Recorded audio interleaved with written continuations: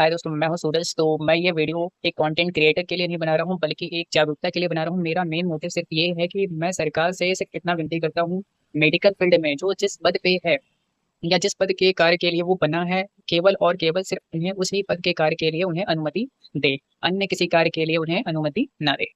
एक MBBS doctor जो है वो अपना खुद का हॉस्पिटल चला रहा है, उसका अपना खुद का पैथोलॉजी है, उसका अपना खुद का उसी हॉस्पिटल में मेडिकल स्टोर है, उसका अपना जितने भी सारे टेस्ट होते हैं डायग्नोसिस में, जो भी टेस्ट की रिक्वायरमेंट होती है, सब कुछ उसका अपना है। तो हमारे जो भाई बहन हैं जिन्होंने जो भी मेडिकल फील्ड में जिस भी फील्ड पे जिस भी चीज़ों के लिए उन्होंने पढ़ाई कर रखी है, जैसे किसी ने पैथोलॉजी कर रखी है, किसी ने lab technician pathology lab technician, किसी ने एक्सरे टेक्नीशियन, किसी ने सिटी स्कैन, ये सारी चीज़ें जो है, किसी ने डी फार्मा, किसी ने नर्सिंग कर रखा है। ऐसे बहुत सारे जो मेडिकल फील्ड हैं उनमें किसी ना किसी की डिग्री को दे के उन्होंने प्रैक्टिस की है, उन्होंने पढ़ाई की है, फिर भी वो बेरोजगार हैं, बस इन्हीं सारी चीज़ों की वजह से। तो मेरा सरकार से यही है कि इन सारी चीज़ों पे भी वो ध्यान दें, सारी चीज़ें एक ही इंसान को करने के लिए अनुमति ना दें।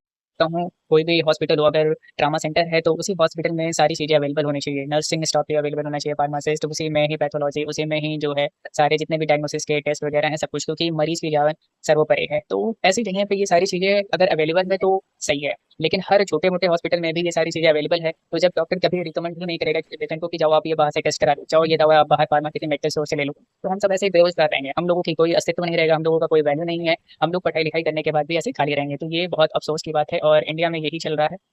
तमाम पढ़ाइयाँ करने के बाद हम अगर किसी हॉस्पिटल में जाते हैं और वहाँ पे नौकरी के लिए जाते हैं, तो अगर एक नर्स है तो 2000 से 8000, 2000 रुपये से लेके 8000 रुपये के बीच उनकी सैलरी होती है। अगर मैक्सिमम की बात करें तो 8000 से लेके 12000 रुपये तक मैक्सिमम उनको सैलरी दी जाती है। ऐसे ही पैथोलॉजी में है, ऐसे ही हर मतलब मेडिकल फील्ड में जितने भी लोग हैं जो जिनका अपना अपना जो कार्य है वो कार्य करते हैं, तो उनका जो सैलरी है ऐसे ही है।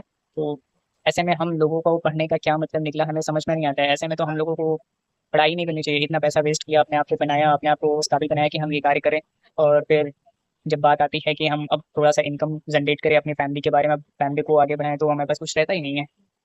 जो सरकार है नए-नए नियम बना रही है, एक फार्मासिस्ट अब सिर्फ़ और सिर्फ़ दवा दे सकता है, वो भी प्रिस्क्रिप्शन पर सिर्फ़ एक ही दवा दे सकता है, कोई भी सिरप अपने मन से नहीं दे सकता है। छोटी-मोटी ड्रेसिंग होती है जो हम फार्मासिस्ट को सिखाया जाता है, बताया जाता है, वो भी हम नहीं कर सकते हैं, ना ही कोई इंजेक्शन लगा सकते हैं। मतलब छोटा-मोटा जो सेल्फ ट्रीटमेंट होता है, जो सेल्फ मेडिकल ट्रीटमेंट है, जो हम लोगों को प्रोवाइड कराते हैं, वो भी हम नहीं दे सकते। तो ऐसे में मुझे समझ में नहीं आ रहा है कि हम लोग करें तो करें क्या? हम लोगों के लिए कुछ है, कुछ बचा है, हम लोग क्या कर सकते हैं? अभी हाल ही में मेरे एक फ्रेंड का फ़ोन आया, भैया मेरी वाइफ़ की तबीयत ख़राब है, उनको चक्कर से आ रहा है। तो मैं जो हूँ अपना बीपी मशीन लेके गया और उनके घर पे बीपी चेक किया, तो उनका बीपी लो। ऐसे में क्या आपको क्या लगता है कि कोई एमबीबीएस डॉक्टर घर पे जाएगा और बीपी चेक करेगा? हम जैसे जो छोटे-मोटे काबिल लोग हैं, वो घर पे भी चले जाते हैं। पैसे मिले या कम मिले इसमें भी कुछ नहीं सोचते, हम बस सेवा भी करते हैं, अपना काम भी करते हैं और अपने घर में भी घर का भी काम सब कुछ सँभालते हैं। तो मुझे बस इतना ही कहना है कि हम लोग अपने कार्य से खुश रहते हैं, लोगों की सेवा करने की जो दुआएँ मिलती हैं उनसे हमें बहुत ज़्यादा खुशी मिलती है। तो ये जो छोटे-मोटे अधिकार हैं वो हमें वापस लौटाए जाएँ और हम सब नियम का ही पालन करें। बस इतना ही कहना है। अगर आप इस वीडियो से सहमत हैं तो लाइक और अपना कमेंट कमेंट में अपनी राय ज़रूर दीजिए। Thank you.